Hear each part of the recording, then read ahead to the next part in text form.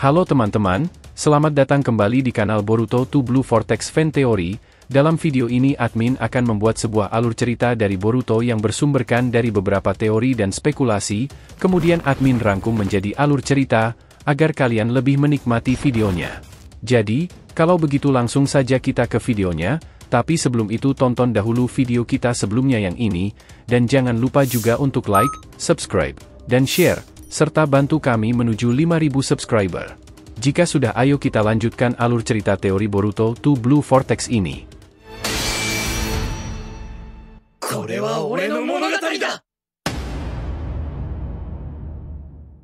Peringatan, ini adalah hanya fan teori, dan jadikan sebagai video hiburan di waktu senggang.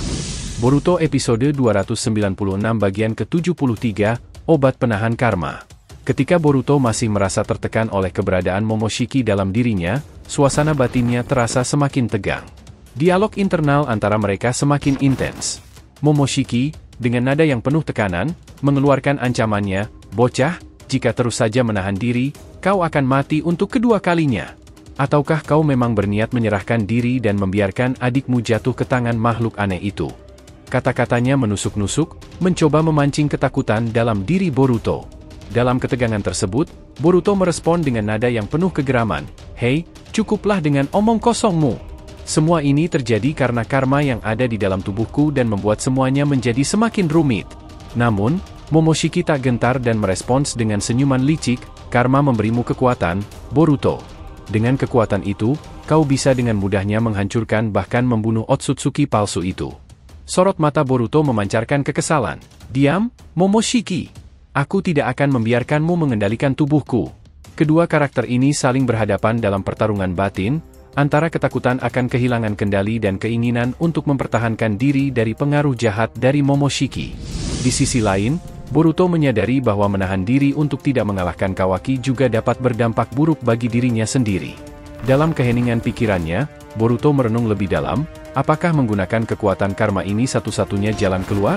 Tetapi jika aku melakukannya, apa konsekuensinya bagi diriku sendiri? Kawaki, yang memperhatikan Boruto yang tengah terdiam, dengan nada mengejeknya berkata, Apakah kau begitu lemah sehingga tidak bisa berbuat apa-apa? Tampaknya kekuatan karma MU masih terlalu sulit untuk dikuasai." Walaupun digoda oleh perkataan Kawaki, Boruto mencoba untuk tetap tenang dan tidak terpengaruh olehnya. Dalam hatinya, Boruto memperjuangkan solusi terbaik untuk mengatasi situasi yang sulit ini memang situasi yang rumit, tetapi pasti ada cara untukku mengendalikan pengurasan cakra akibat karma. Aku harus menemukan cara untuk melawan Kawaki tanpa harus mengorbankan diriku sendiri.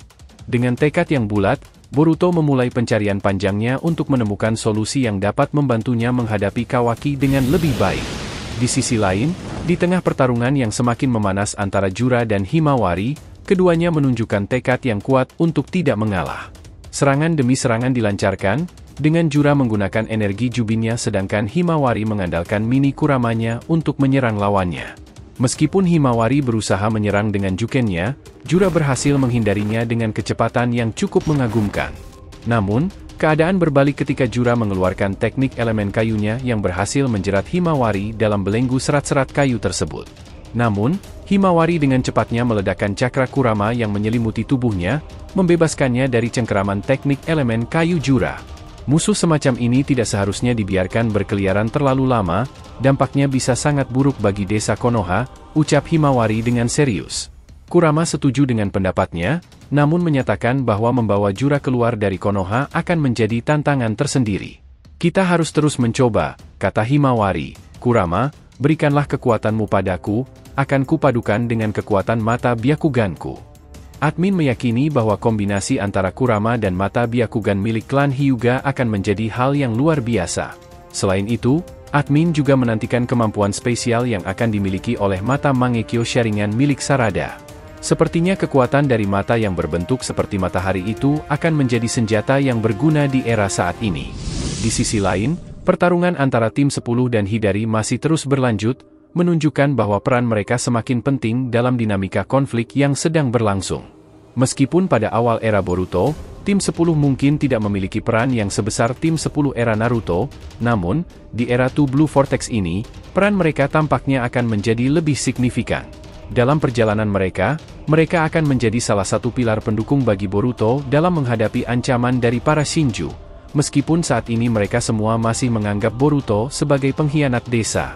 Shikadai terus berupaya membatasi pergerakan Hidari dengan menggunakan teknik pengikat bayangannya, sementara Chocho bersiap untuk menyerang Hidari dengan pukulannya.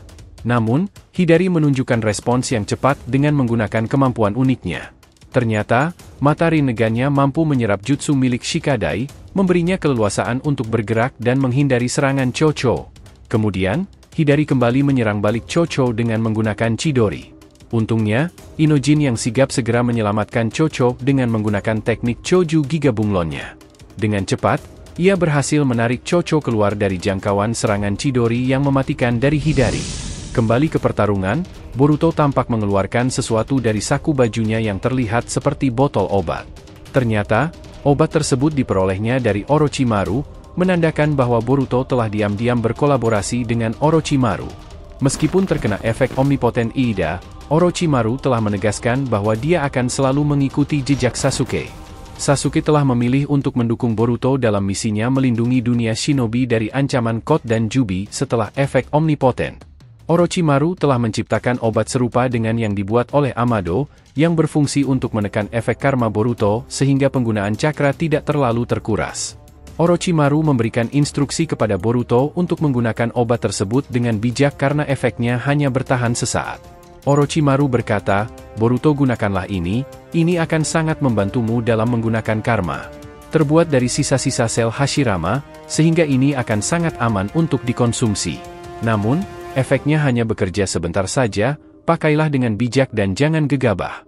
Kembali ke waktu sekarang, Boruto bergumam tentang keterbatasan obat tersebut, menyadari bahwa ia hanya bisa menggunakannya untuk beberapa menit saja.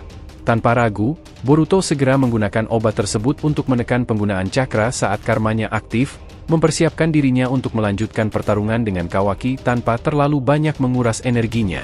Kawaki menatap Boruto dengan kebingungan yang jelas terpancar dari matanya saat melihat Boruto menggunakan obat tersebut. Meskipun demikian, Boruto tetap diam-diam tentang sumber daya yang baru saja digunakannya. Pertarungan antara dua saudara itu berlanjut dengan intensitas yang meningkat, di mana Boruto tampak lebih tenang dalam mengendalikan karmanya, mungkin karena efek dari obat yang dia gunakan. Namun, di balik penampilan tenangnya, Boruto sebenarnya berpacu dengan waktu.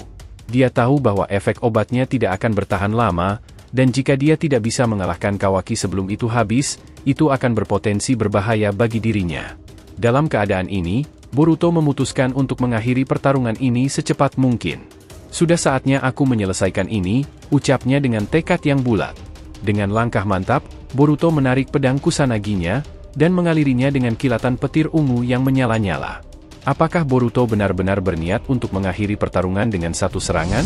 Terima kasih telah menonton video alur cerita teori Boruto episode 296 bagian ke-73, Obat Penahan Karma. Jangan lupa untuk like, subscribe, dan share. Semoga membuat kanal YouTube Boruto to Blue Vortex Fan Theory semakin berkembang. Jika sudah, terima kasih, dan sampai bertemu di video alur cerita teori berikutnya.